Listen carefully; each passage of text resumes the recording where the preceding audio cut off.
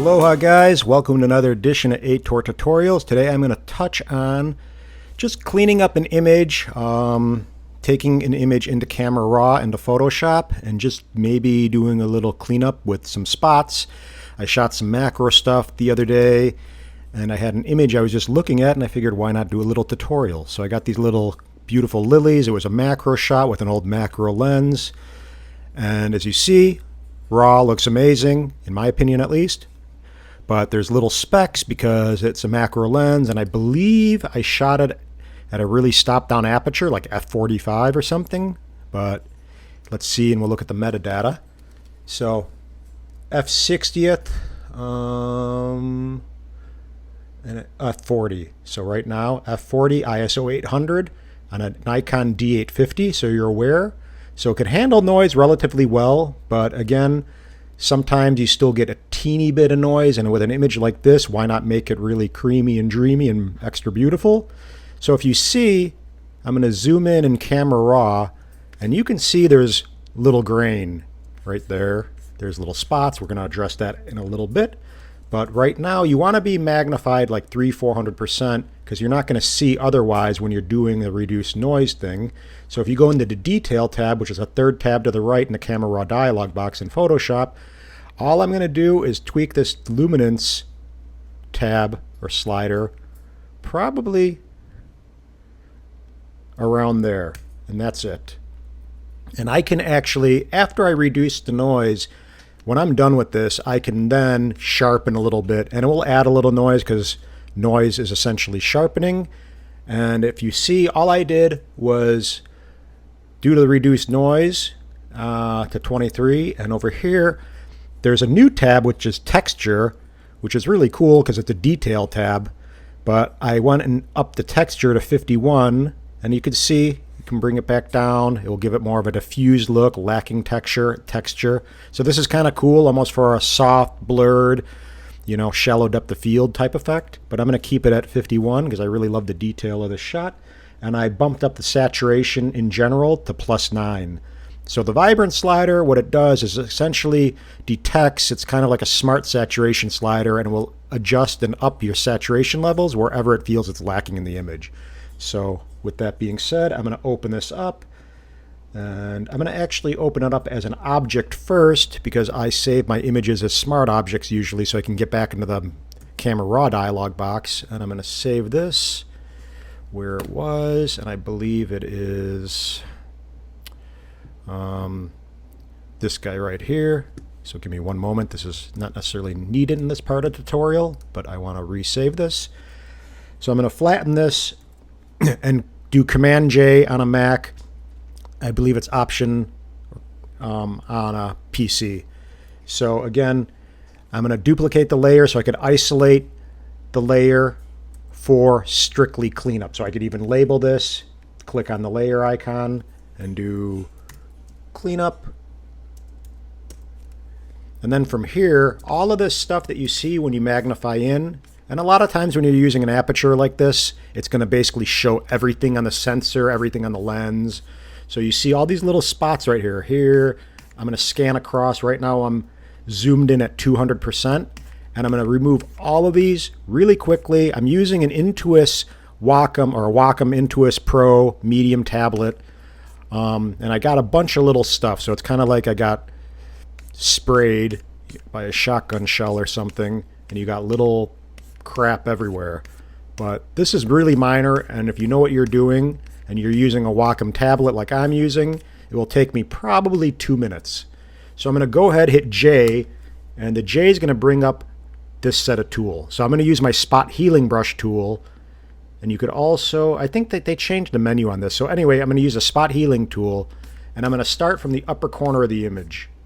So I'm going to be zoomed in, and I'm going to essentially use my left and right bracket keys to make the brush smaller and larger. And with the Wacom tablet, the great thing with this is you get pressure sensitivity with the stylus, meaning the pen.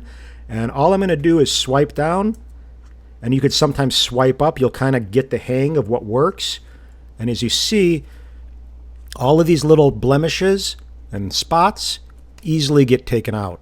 So like this one, for example, if it doesn't look right, Sometimes I'll go down, I'll go up, I'll go to the left, I'll go to the right, and I just kind of vary my pressure sensitivity too, and just kind of see what works. And that kind of looks good right there. So something like that, just kind of press down and zap over it. And if I really have a hard time, sometimes I'll switch to and hit the S key and use my clone stamp tool.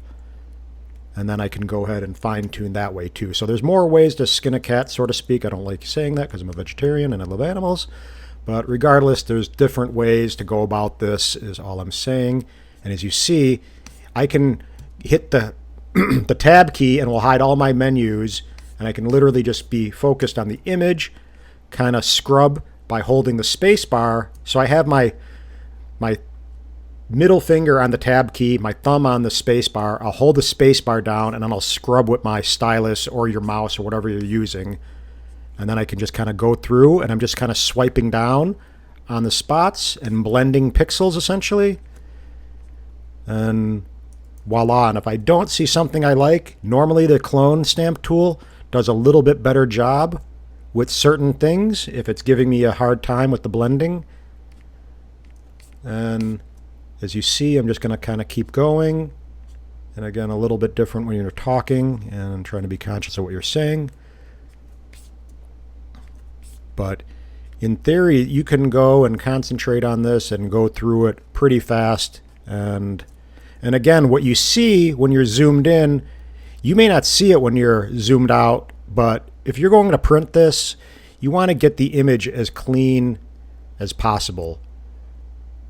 And as you see, like something like that, I don't know if I like what I just did there. I'm spending too much time over there, so I'm going to zoom on. And you want to just get the obvious, anything that looks kind of, you know, like a dust spot, so to speak. And again, this was shot at f40, mind you, with an old manual Nikkor lens. So I have the ability to go to like, God, it's like f90 or something like that. It's really ridiculous. It's cool though. So as you see, I'm gonna, anything that looks really subtle even, I'm just gonna zap it out of the way and blend pixels. So something like that. I'm gonna go back to the other side. So I'm basically working one direction to the other. Scrub, nothing looks bad there. Here's a little spot. I'm gonna blend that, work my way back. And the image looks really great. I mean, the file on the Nikon D850 is awesome. Love this camera.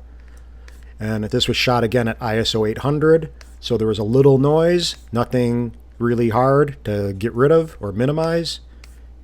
You know, I could print this thing 100 inches all day long and it would look rock star. And I'm going to go back and forth one last time.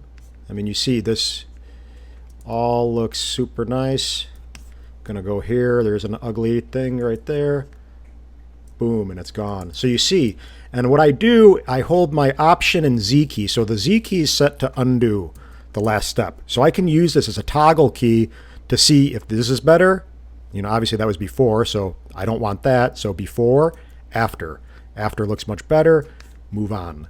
So, but that's a really key thing when you're working. So basically I have my tab key to show the menus and what I'm doing or what tool I'm on. I have Option or the Command Z key for the toggling the last move to see if I made an improvement or made it worse. And then I have the space bar to depress with my thumb to scrub on the image. So as I hit the space bar, you're going to see this little hand, which is a scrubby tool essentially. And then I can kind of zap and move it around and inspect the image and see what needs a little refining and cleaning up, and then move on. So the colors are really beautiful in this picture. And again, I mean, this was as shot, you saw just Nikon D850 with a macro lens, manually holding it, breathing out while I'm doing this macro work. This flower is super small, like 2 inches wide. And that looks pretty good. So if you see, you can scrub around the image. Nothing before, but if you see, I'm going to toggle the top layer and you'll see stuff starts to appear. So here I'm going to hit it again and it will hide it all. Command 0 will pull it back to screen, and you see now it looks really cleaned up. This is going to be toggling the layer, the cleanup layer, and you'll see there's little spots here, here, here, all over here. but really minor. I mean, it's not a big deal. It takes literally a couple minutes once you get proficient, and the only way to get better with this and efficient with it, not where it's a really big task, is to do it over and over and over again. And you'll see all the little subtleties and the little pressure differences when you put down the stylus to your tablet. You'll see what it does if you use a bigger brush, a smaller brush, a harder edged brush, a softer edged brush. So again, play around, try it all, and see what works for you. Give me some feedback in the comments below and what you guys maybe do to clean up your images. And happy shooting. Aloha, guys. Peace.